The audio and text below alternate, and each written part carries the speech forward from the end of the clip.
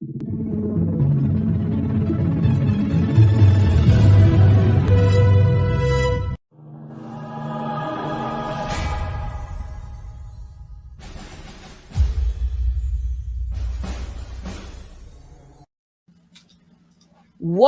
up, guys? Pew pew pew. Welcome back to Trooper Archives, guys. Welcome back. I am Ace, and I was once the master. I am Gabe. Now I am the master. So we're gonna talk about Andor Episode 2 breakdown here in Trooper Archives. Right. It's part of a special season, I might say, for Star Wars Talks. Andor has released 3 episodes, and we have 1 episode out, guys. So check that out. The breakdown for episode 1 down in the description below. But yeah, we also have other videos. You can tell us about that, Ace. Yep. Okay, so you guys can check out our talks on A New Hope. So that was our first season. And we also have some shorts and some reaction videos for we did a reaction video for the trailer of Andor and Yeah, for that's right. Bad Batch season 2. So check those That's out, right. guys. I know. And yeah, you can also catch us on Spotify, Amazon that's right. Music, Google Podcasts, and Apple Podcasts if you like. But you could tune in to our episodes in YouTube as well. Just subscribe to Trooper Archives. All right, without further ado, we're going to start out the first scene with in the clock tower. Yeah. So, what do you think about that scene, Ace? Start this There off. was so there's a timekeeper. There was a big anvil type contraption thing there, and then the guy with the double hammers. I loved it the moment I saw it, and then realized.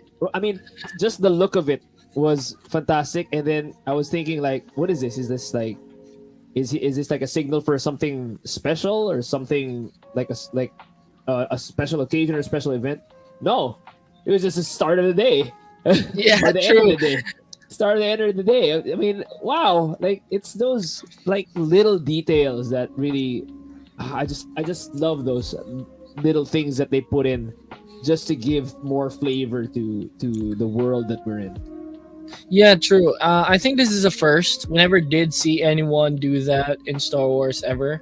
Even in the animated series, I don't think I've seen that being done. At first, I did not know it's his job to wake everyone up. At first, I thought it's a scene of just another human in the city doing his work, and then eventually I realized that he was doing what he's waking everyone up with his job. He's basically he's the rooster of the town. Yeah, true. And yes, I do agree that it's a good addition to Star Wars, But then again, I thought Star Wars, with all the technology, you've got flying ships, you've got everything, but you still have a human waking up everyone in a town or in a city, which is weird.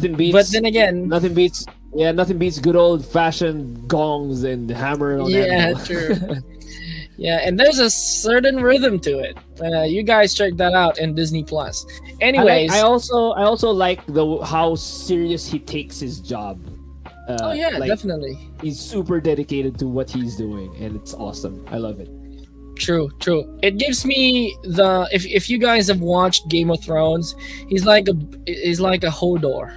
A Hodor, yeah. Oh, is he? Oh, okay. Yeah, Okay, yeah. It's kind of it's not the job. It's just the looks. Anyways, we'll move on.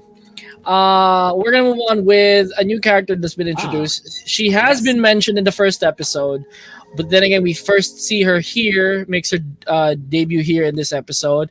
Maarva, played by Fiona Shaw. Yeah. So, we get to see Andor's home in Ferrix, and we get to see that B2 EMO is owned by Maarva originally, and Andor kinds of acts naturally, like he didn't do any crime in the Yep. last Yep. episode when he sees Maarva. But then again, there's a bulletin out for a Canary male, and then Maarva already knew that and tries to, confront Andor about it. So, what do you think about this scene? Yeah, so the appearance of Fiona Shaw explains why Andor looks like he's sleeping in a cupboard under. Looks like his room looks like a cupboard under the stairs. Yeah, Aunt Petunia's there because Aunt Petunia is watching over. No, but seriously, I think you see the motivations of each. You could from this scene there you think there's tension because of the way they're interacting, but it's really more they're looking out for each other. Yeah. You immediately feel that there's something between these two that happened in the past, and which is why they have this type of bond and then the different reactions and how each is protecting the other one. So I think that's what I got from this first scene. Like they have something. These two, Maarva and Cassian, they have something between them, and you Yeah, see that later on in the episode. I do agree with that. And it's just hard, the dilemma between these two characters with regards to who did you tell that I was from Kinari? And they were trying to remember each and every one that they've told. And I mean, even for a normal human being in our time, in present day, in the real world, it's hard to, remember who I've told about this certain stuff. And even Maarva even told Andor or Cassian that all people that I've told are already dead. But it's so hard to keep track of what we're doing now in one planet. yeah, what and more she, like with other planets as well. yeah, and she mentions that officially Cassian's from Fest. In the documents, all the documents about Cassian Andor is that he originated from Fest, which is untrue because we know he's from Kenari. Anyways, so Andor leaves his home and goes to Bix, his female friend, and we're gonna talk about Bix's boyfriend Tim, who's grown pretty jealous towards Andor, towards Cassian. And Bix's relationship, but it was purely business, man. Like I don't know. He's pretty insecure. Like I mean, come on, man. Like I mean, grow a pair and just be a man. Like you didn't have to mess things up. I mean, considering everything, how small his role is in the Star Wars life, I don't think he realizes that. Yeah, that's true. I mean, he's not having conversations with diplomats or with having lightsaber training or whatever. He's just a shopkeep. Like, come on, man! Don't get involved with things you don't know. Yeah, true. And we see for the first time a Star Wars payphone that he uses to turn Andor in, which was weird. Actually, I kind of like if I see something new. Specifically in this series because in episode 1 it kind of gave me the level of expectation I want for this series, and I'm expecting new things like this guy in the clock tower guy, a lot of things like the B2EMO, the droid. It's a new kind of droid that we've not seen in the other movies or other content. And this Star Wars payphone, I paid attention, and he was just clicking one button. And how does it work?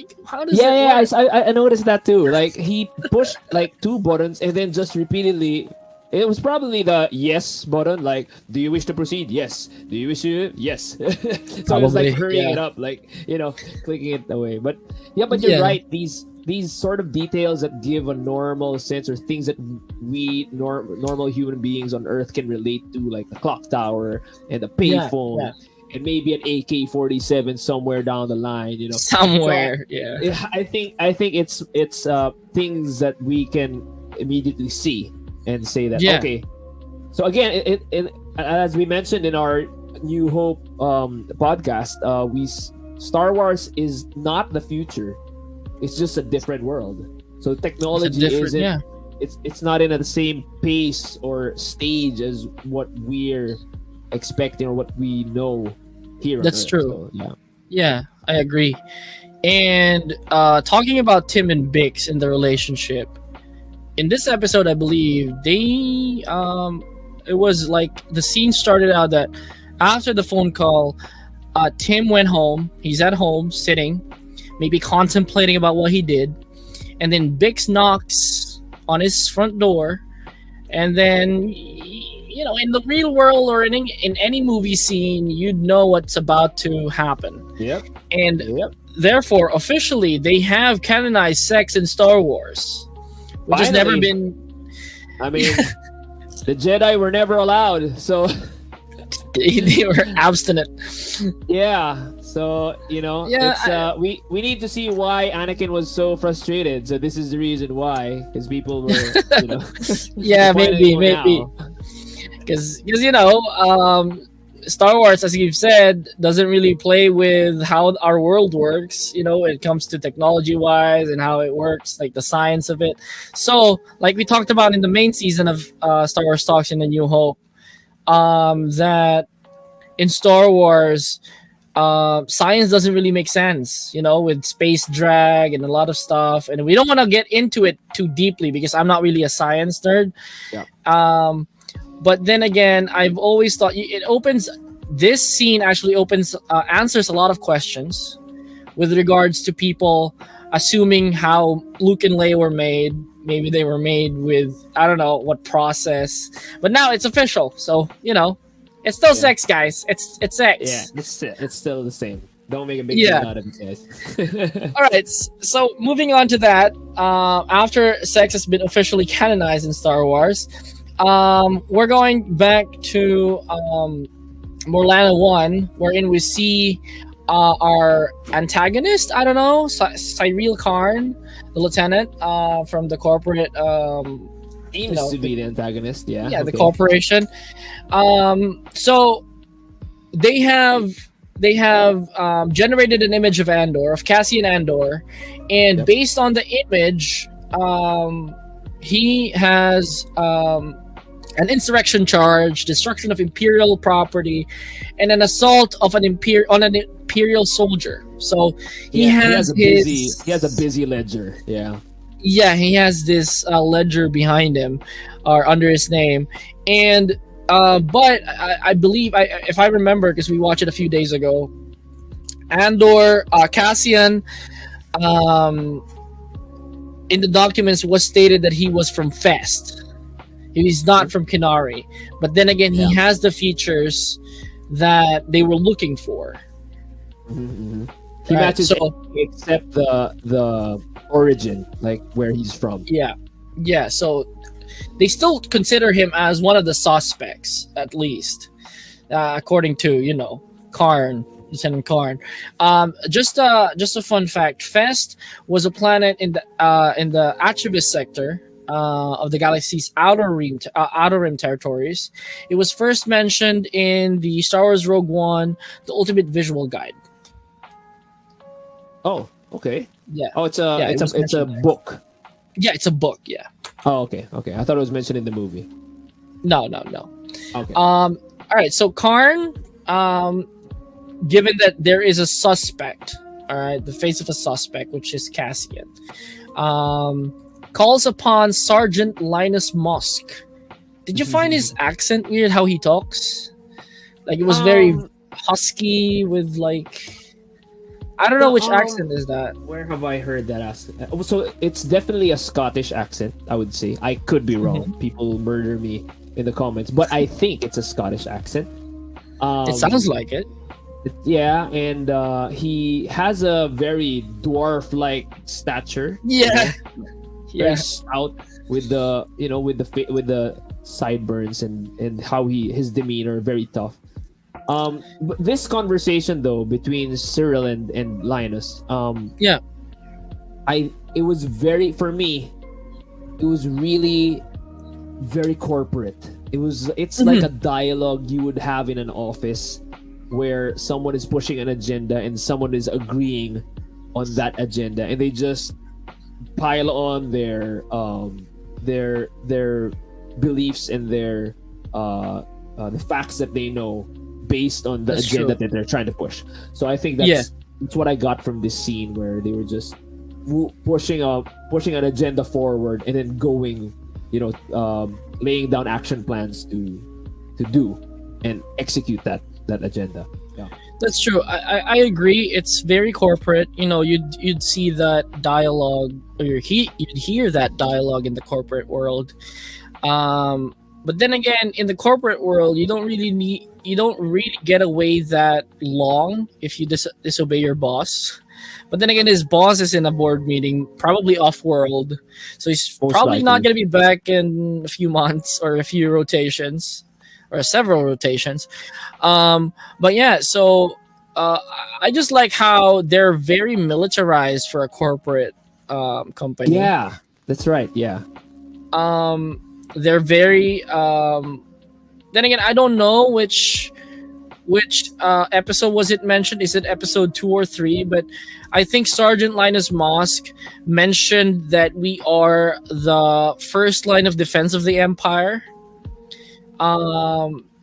In terms of insurrection and criminal activities in general. Yeah. I mean, obviously they're not stormtroopers, so they're not of Yeah, the they're not. Empire's organization. But I guess they're like a private company who is hired to do It's like a this, that, private or to be army. delegated. Yeah. So I Yeah. think that's what their outfit is like. Literally and figuratively. That's true. That's true. Even if I do have a corporation that works with an entire planet as my headquarters and like multiple planets as my like factory, like I have different functions for the business. Yeah. I'd have a pretty large security as well.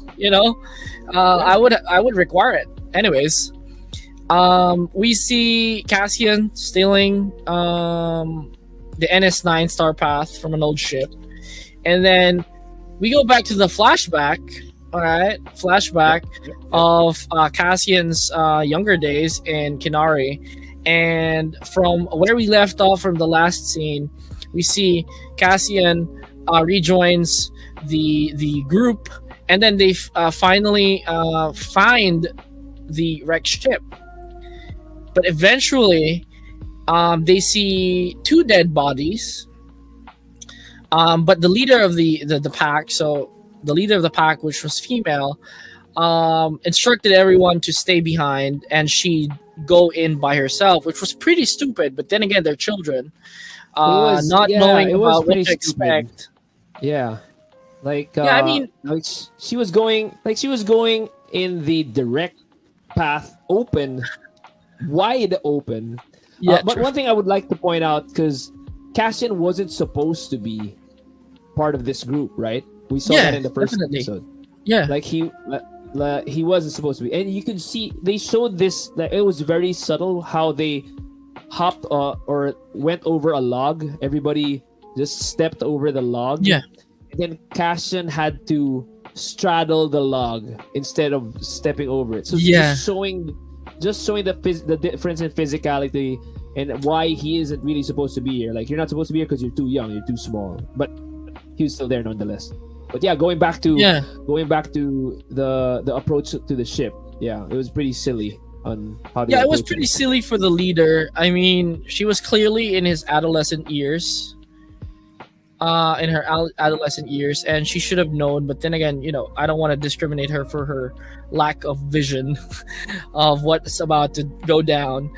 I was But expecting a bit more like strategy. yeah, I was true. expecting a bit more. Yeah. I mean, for us, if there's like a meteor or like a plane crash, you don't go to that plane crash, man. Or even if you go there, you kind of keep your distance from it, right? Yeah. You know what I You mean? take But your then time. again, You take your take your time time. observing it first. Yeah.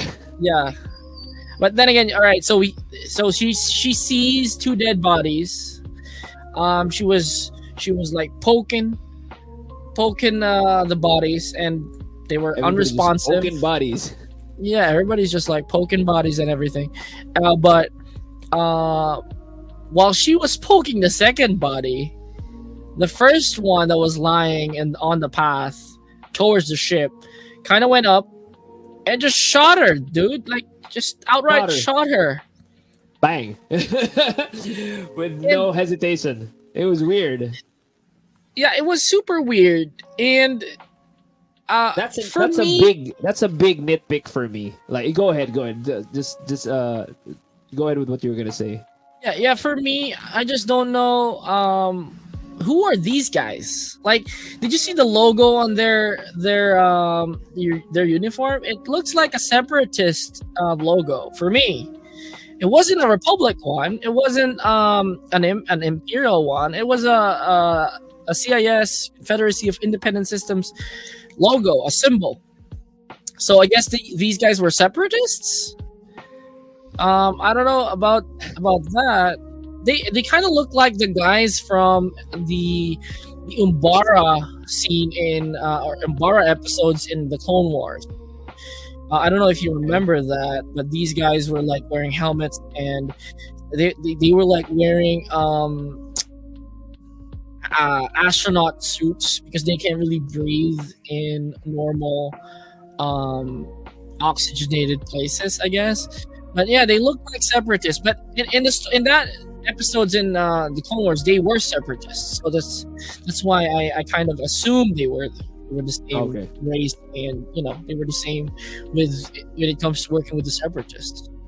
But then again, what were you saying? I don't want to be like I'm not a big nitpick guy, but this one was weird because again, he shot for no reason, and he just regained consciousness. Like, Dude. If it were me, I'd be like, I'd try to get my bearings first. Like, maybe these people can help. Maybe these people can help me. Everybody I was spending the past few days just died. I don't know, but maybe we'll get more information in the future flashbacks. But for me, at this point, it was weird for me. Like, that was weird. Yeah, it was weird.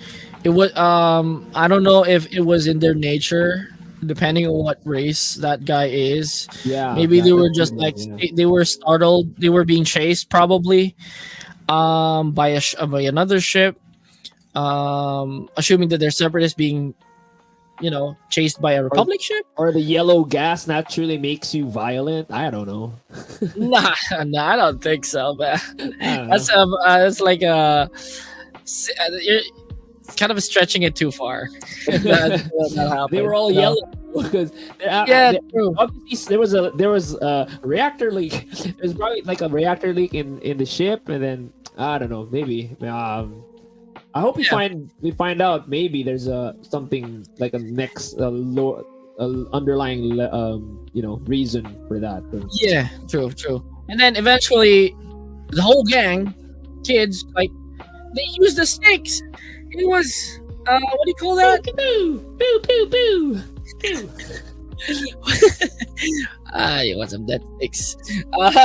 It took a while. It took like a while. 25 darts. Yeah. Was it sleeping darts or death darts? I think it was death darts. Dude. I think with the kids, I think it'd be sleeping darts. I think there has to be room for error for these kids. If they make it the wrong way, one of them is dying. Like the manufacturing of the needles. So I'm giving them a little leeway. Yeah. Yeah. So talking about what you've just said, that there's like maybe there's a reactor leak and they were kind of looking yellow. We moved back to a scene in the present time wherein we see Zanwan and Granick. They were the ones in the shop where Cassian tried to book a run to Tassar. So they were talking about how there's this bulletin, a Canary male is wanted, and I think Granick asked him if there's a reward, and Zanwan just like replied, no, there's none. And then Zanwan reveals that there was an Imperial mining disaster on Kinari that killed everyone, and that the system allegedly, and it is now abandoned and considered toxic. So if it's true, the allegations, or because this is word by mouth, I guess the Empire wants to keep wraps on this incident. So I Definitely. guess nobody really knew what really happened there, what transpired there, other than maybe Cassian or some other Canaries that tried to keep in touch with him. Likely, Um, yeah. so Or if they the ever find, or if they ever find his sister, which yeah, maybe. I think we'll see his sister in this season. I think. What do you think? Yeah, could be at the end or whatever. What if her sister's an Imperial? That's a good one. That's a Yeah. fantastic twist. Yeah, you'd be fighting on the other side, on the Oh opposite my side. gosh! What if he has to kill his sister, and that's why he's so surly in Rogue One? Yeah, dude. Like, Oh, man. oh, that's gonna be like Oh, some that's gonna dark. Or, there's a dark path you're going, Cassian. Oh my god. But yeah, so there could be some truth to it. The planet being toxic and being abandoned. All right, so we now move on to one of the main characters, I guess. Luthen Yeah. Rael. Who was Yes. played by who was the actor who played him? Stellan Skarsgård. So we know Stellan yeah, Skarsgård from a lot of movies, but Or more recently would Avengers. be Thor. Yeah, Thor in the Avengers. Marvel. He's a Marvel guy, and I like how he's he Marvel. joined the Star Wars universe. He's a great actor. And yeah, his One thing I portrayal want of to Luthen say, Rael is good. about his character, introducing him and then showing him going to the planet that they're on. Do we know the name of the planet already? Of where they're at? Ferrix. That's Ferrix. So, Yes, that's okay, Ferrix. There's yeah. a lot of planets that's being bombarded into our heads in this 2 episodes. So Ferric. So we finally get a scene where there's a spaceship, okay, in space. And Yeah. it's Luthen. I think that was the first for Andor in the series, where an actual spaceship and then lands on the planet. Yeah. And one thing I noticed about him is the shape of his cloak is. I don't think I've ever seen that kind of shape for a cloak. I mean, it's very. If you're not into costumes, you wouldn't notice it. But I noticed like there's like like it's straight and then like a diagonal cut towards the middle, and then there's just a second layer of shape on the front. But I like the way it looks. I mean, it's now an inspiration for a next Dungeons and Dragons character. For Oh me. yeah. I mean, it's absolutely fantastic. Those little details again. Yeah. I think he might have bought it somewhere poshy in Coruscant. It does Assuming look like that, he's right? from Coruscant. Yeah. Yeah, I mean, you know how Coruscant has this diverse, culture. There's a lot of races, a lot of clothing. You've got a lot of activities, both legal and illegal, which is kind of a fun planet to be in. But then again, it's very, if you don't really like city life, you wouldn't want to go to Coruscant. And I can't wait. To be honest, I can't wait. I just want to put it out. I can't wait to see Coruscant because Disney, ever since they have acquired Star Wars, haven't shown us Coruscant even in the slightest in the live action. So I'm Yeah, that's right. I'm pretty stoked. I'm pretty stoked on how they will depict the capital city of the fallen republic and now the empire. So talking about Rael or Luthen. So the ship he was in that landed on Ferrix is a Fondor. So that looks absolutely like it's cool. Like there's no other way to describe it. It's freaking cool. I like that. yeah, ship. it's like a modern. It's like the Millennium Falcon. It should have been the Millennium Falcon look.